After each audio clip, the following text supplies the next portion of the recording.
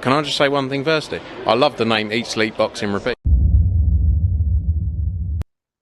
Welcome back to ESBR Boxing's YouTube channel in partnership with sharpbetting.co.uk, your home for all your betting tips and expert analysis on not only boxing but the likes of football, basketball, horse racing, and a multitude of events. So please check out the guys at sharpbetting.co.uk down below. Here with Owen, myself and Owen here looking ahead and looking back to Chris Eubank Jr. versus Conor Benn, the huge domestic showdown in London. And yeah, kind of exploring a what if. Of course, we all know this fight should have happened 2.5 years ago. The controversy since then. The on one side of the party. So yeah, we're just going to be discussing who we think would have won 2.5 years ago, and if our opinion has changed since the original fight was supposed to take place. So yeah, Owen, let's jump straight in. I hope you're well, as always. Thanks for coming on. Yeah, as I say, we all know the story of this fight, the ongoing saga. It's been 2.5 years in the making. Well, family-wise, it's been generations in the making. This has, but who do you think would have won this fight had it been originally kind of taken place 2.5 years ago? And most importantly, has your opinion on that changed from then to now?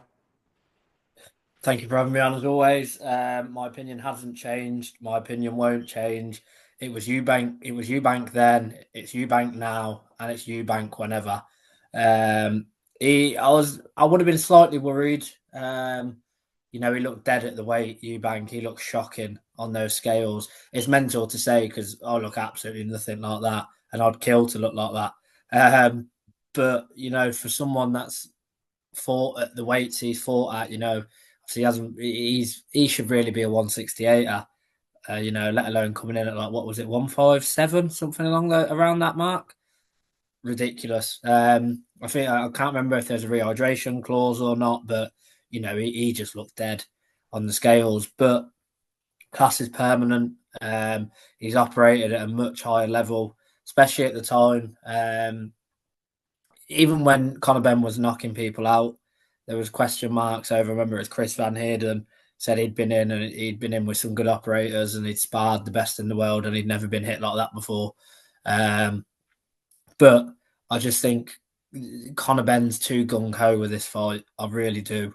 I think then now, I think he's going to try and go in and steamroll Chris Eubank, and I think that will be the main factor of his undoing. I think Eubank can beat him any way he wants, but I think even then, you'd expect Conor Benn now to be more mature, to be a bit more sensible, and if anything, he's probably even more hot-headed. So, Eubank then, Eubank now, Eubank always. You've absolutely nailed it in terms of my point of view as well. To be honest with you, I just 2.5 years ago, as you say, even when Conor Benn was kind of knocking out quote unquote former world champions, I think Eubank, there's levels to this. I've said that I don't even rate Eubank particularly highly in terms of elite world class level, but he's much more proven than Conor Benn at a higher level. He really is. The likes of a Van Heerden or an Algeria are way past their best. And then you take into account, of course, the jumping weight from welterweight to middleweight. And another great point you made as well is it wasn't the kind of the stage that had me concerned. It was the weight.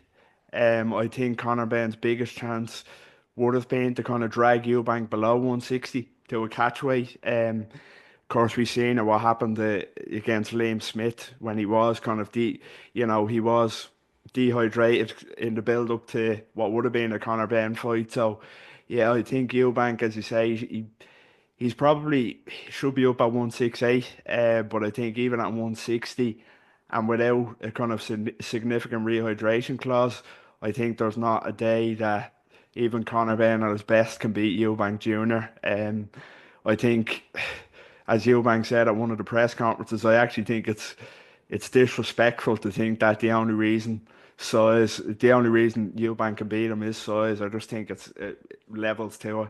And as you say, Eubank, in my opinion, can do what he wants with him when he wants, which not a lot of people are thinking like that, which is quite interesting. You know, the amount of people that are giving Conor Benn a chance. But yeah, we'll see what happens.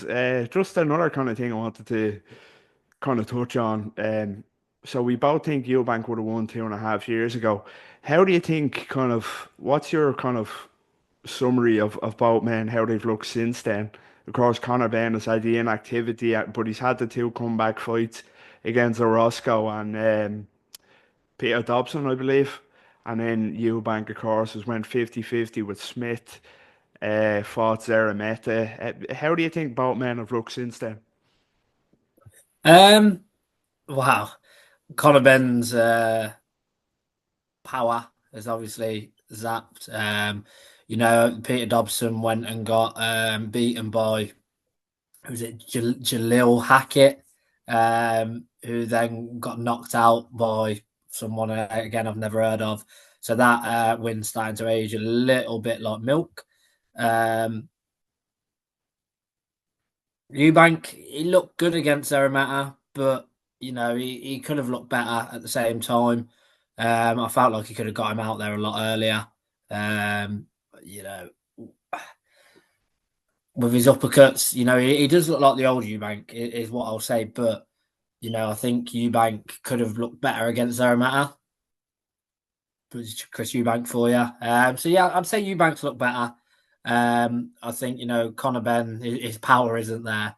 No one had heard of Peter Dobson. No one really heard of Orozco either. So take from that what you will. He didn't exactly go life and death with them, but I don't think he looked clinical.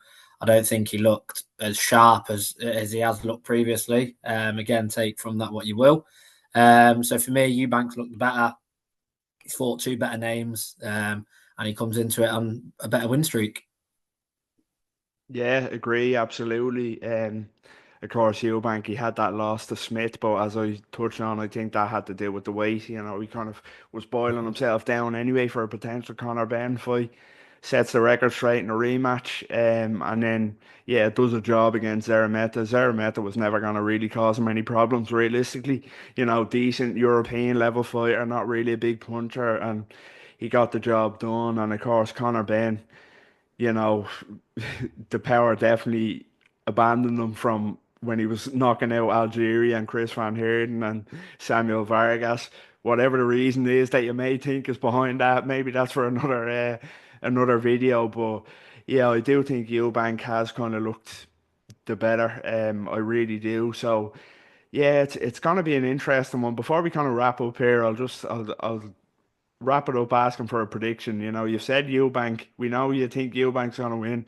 Same as myself. But are you going for a lopsided decision, or can Eubank stop Conor Benn, or will he stop Conor Benn? I won't go into too much detail as I have covered this on the final predictions, but I'm going for a Eubank stoppage, round 7, round 8 for me. I think Conor Benn, as I said, he's going to come in to take Eubank out early. I think he's going to punch himself out. I think Eubank's going to ride a 1, 2, 3 sort of 4 round storm. I think he takes over 5 and 6 and finds a stoppage in 7 or 8. Boxing never really tends to work out that sort of chronological. But I just do think that is the way it will work. And I'm backing Chris Eubank Jr. to stop Conor Benn. Yeah, agree totally again. As you say, I think he could have to ride an early storm. I think Conor Benn is going to come out quite gung ho, all guns blazing. But I think Eubank, it's nothing he hasn't seen before, in my opinion. So I think he will ride the storm and get to stop it as well. But yeah, we'll see. I'm looking forward to it. So we'll have to see what happens. But yeah, that's just myself and Owen, just kind of discussing a what if this fight had taken place 2.5 years ago, who would have came out on top? And has our kind of thoughts changed in the meantime of how both men have looked? So yeah, let us know what you think in the comments. Do you agree with us? Do you disagree? Get involved down below. Let us know how excited you are for this. And as always, please don't forget, like the video, we'd really appreciate it. Subscribe to our YouTube channel. Follow us on all social media, and of course check out the lads at sharpbetting.co.uk down below.